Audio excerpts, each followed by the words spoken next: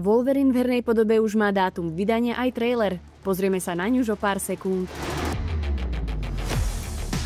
Štúdio Insomniac Games počas prezentácie State of Play konečne odhalilo viac z dlho očakávaného titulu Marvel's Wolverine. Po rokoch čakania sme sa dočkali nového traileru a videa zo zákulisia vývoja. Hra sa zameria na bohatú a brutálnu minulosť hlavného hrdinu a zavedie hráčov do ikonických lokalít. Tvorcovia zároveň potvrdili prítomnosť známych postáv ako Omega Red a Mystic. Hru sme prvýkrát videli v roku 2021, no jej vývoj poznačil aj masívny únik dát v roku 2023, ktorý ukázal veľmi skorú verziu. Aktuálne zábery však ukazujú oveľa vyladenejší titul, ktorý je blízko finálnej podoby. Štúdio potvrdilo, že Wolverine vyjde na jeseň 2026, pričom ďalšie ukážky z hrania môžeme očakávať na jar budúceho roka. Špekulácie sa potvrdili. Štúdio Playground Games ešte pred svojou prezentáciou na Tokyo Game Show 2025 oficiálne oznámilo, že Forza Horizon 6 zavedie hráčov do Japonska. Fanúšikovia sa tak môžu tešiť na prostredie, ktoré skombinuje moderné mestá s malebnými dedinkami a úzkymi horskými serpentínami, ktoré sú ako stvorené pre driftovanie. Hra je naplánovaná na rok 2026 a vyjde na konzoli Xbox Series X a S a PC. Nadviazať na úspech predošlého dielu Forza Horizon 5, ktorý sa stal najúspešnejším sérii, bude veľkou výzvou. Japonsko je však pre mnohých fanúšikov splneným snom a má potenciál stať sa najpútavejším prostredím, aké sme v sérii doteraz videli. Očakávania sú preto obrovské a hráči dúfajú, že okrem úchvatnej scenérie prinesie šestka aj nové herné mechaniky, ktoré posunú zážitok z pretekania na ďalšiu úroveň. Nebudú chýbať ani zmeny počasia s typickým obdobím kvitnúcich čerešní.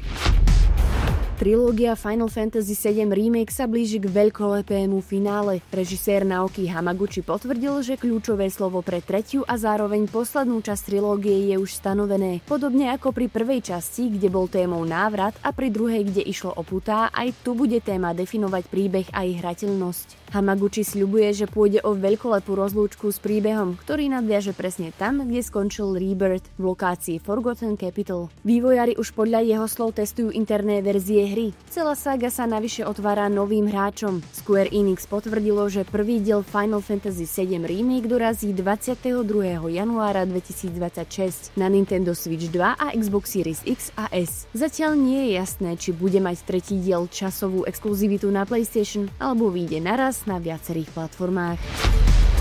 Štúdia EA a DICE počas prezentácie State of Play konečne predstavili príbehovú kampaň pre Battlefield 6. Trailer ukázal elitnú jednotku Dagger 13 v boji proti organizácii Pax Armata na rôznych miestach sveta, od Gibraltáru po Brooklyn. Radosť z odhalenia však rýchlo vystriedali obavy. Podľa informácií, ktoré zozbieral web Insider Gaming, bude mať kampaň len 9 misií a jej prejdenie zaberie približne 4 až 6 hodín. Youtuberi, ktorí si mohli misie vyskúšať, ich navyše opísali ako ľahko zabudnutelné s hrozným dizajnom. Zatiaľ čo kampaň vyvoláva negatívne reakcie, nádejou pre hru zostáva multiplayer. Ten mal mimoriadne úspešnú otvorenú betu a podľa tvorcov sa má atmosférou viac podobať na obľúbené diely ako Battlefield 3 a 4. Cieľom je napraviť reputáciu po neúspešnej 2042. Battlefield 6 vychádza 10. októbra na PC, PlayStation 5 a Xbox Series X a S.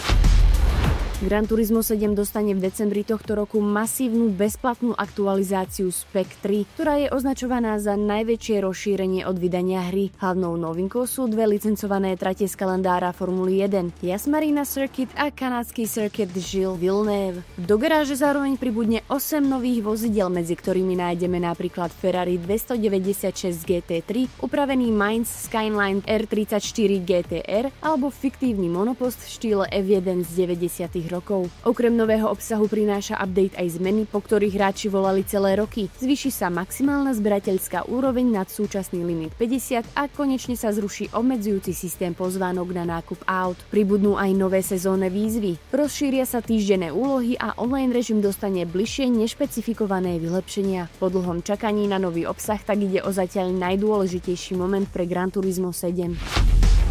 Nedávne špekulácie sa potvrdili. Spoločnosť Sony na svojej prezentácii State of Play oznámila, že Microsoft Flight Simulator 2024 vychádza už 8. decembra na konzoli PlayStation 5 a PlayStation 5 Pro. Legendárna séria sa tak po prvýkrát v histórii objaví na platforme od Sony. Hráči sa môžu tešiť na plnú podporu ovládača DualSense a v roku 2026 navyše dorazí bezplatná aktualizácia s podporou pre PSVR 2. Tento krok je ďalším dôkazom stratégie Microsoftu otvárať svoje veľké značky aj hráčom na PlayStation PlayStation, kam už predtým zamierili tituly ako Forza Horizon či Indiana Jones. Štúdio Asobo potvrdilo, že hru bude po vydaní pravidelne rozširovať o bezplatné aktualizácie, ktoré prinesú nové lokality a technické vylepšenia. Simulátor, ktorý už od roku 1982 definuje hranice realizmu, sa tak otvára úplne novému publiku.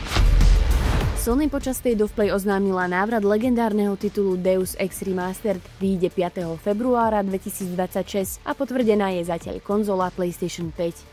Fanúšikovia, ktorí sa už nevedia dočkať Call of Duty Black Ops 7, sa majú na čo tešiť. Verejná beta ponúkne prvýkrát možnosť zahrať si aj populárny zombies režim. Na State of Play sa objavil nový trailer k hororovej hre Halloween. Ide o adaptáciu filmu z roku 1978. Hra vyjde 8. septembra 2026 na PlayStation, Xbox Series a PC. Ťahová RPG Monster Hunter Stories konečne prichádza aj na Xbox. Prvé 2 diely budú dostupné na konzole ešte v tomto roku. A to je všetko. Ďakujeme, že nás sledujete a tešíme sa na vás na budúce. Čaute.